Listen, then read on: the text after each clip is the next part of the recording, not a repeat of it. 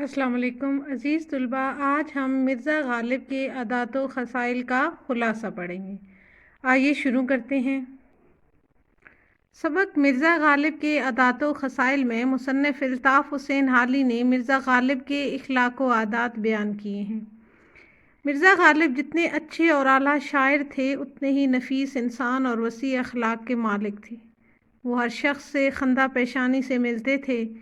جو شخص آپ سے ایک بار ملتا وہ ہمیشہ ملنے کا شوق رکھتا تھا۔ دوستوں کو دیکھ کر آپ بہت خوش ہوتے تھے۔ دوستوں کی خوشی میں خوش اور غم گئے غمگین ہو جاتے تھے۔ یہی وجہ ہے کہ تمام ہندوستان میں آپ کے بے شمار دوست تھے۔ مرزا غالب اپنے دوستوں کے ہر خط کا جواب لکھنا اپنا پہلا فرض سمجھتے تھے۔ بیماری اور پریشانی میں بھی وہ خطوط کے جواب لکھتے تھے۔ وہ اپنے دوستوں کی فرمائشوں سے کبھی پریشان نہ ہوتے تھے۔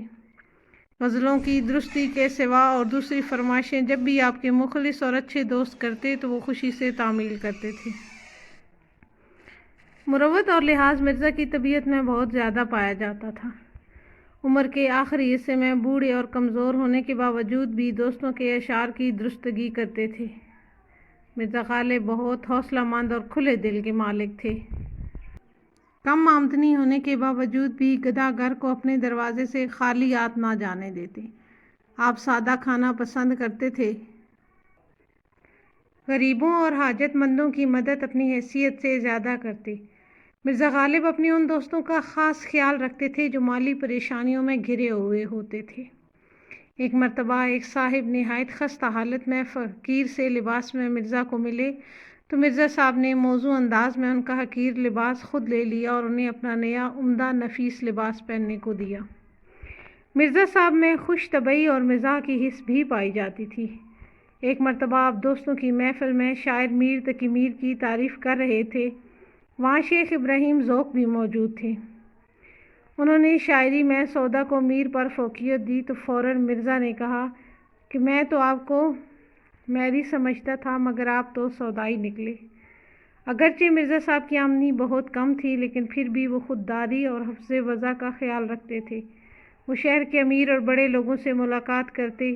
مرزا صاحب پالکی کے بغیر بازار نہیں جاتے تھے۔ مرزا صاحب کا انداز تحریر اور انداز بیان بہت منفرد تھا۔ ایک دن مرزا صاحب کے دوست دیوان فضل اللہ آپ سے ملے بغیر گھر کے قریب سے گزر گئے تو انہوں نے اپنے مخصوص انداز میں اس دوست کو رکا بھیجا کہ وہ اسی وقت مرزا صاحب کو ملنے چلے آئے۔ مرزا صاحب کو آم بہت پسند تھے۔ ایک مرتبہ اپنے دوستوں کے ساتھ بیٹھے ہوئے تھے۔ ہر شخص آم کے بارے میں اپنی رائے دے رہا تھا۔ مرزا صاحب کی باری آئی تو وہ کہنے لگے، آم میں صرف 2 باتیں ہونی چاہیے، میٹھا ہو اور بہت ہو۔ اس بات پر سب حاضرین ہنس پڑے۔ اس طرح سے ہمارا آج کا لیسن مکمل ہوا۔ اگلے لیسن تک کے لیے اجازت دیجیے۔ اپنا ڈھیر سارا خیال رکھیے گا۔ اللہ حافظ۔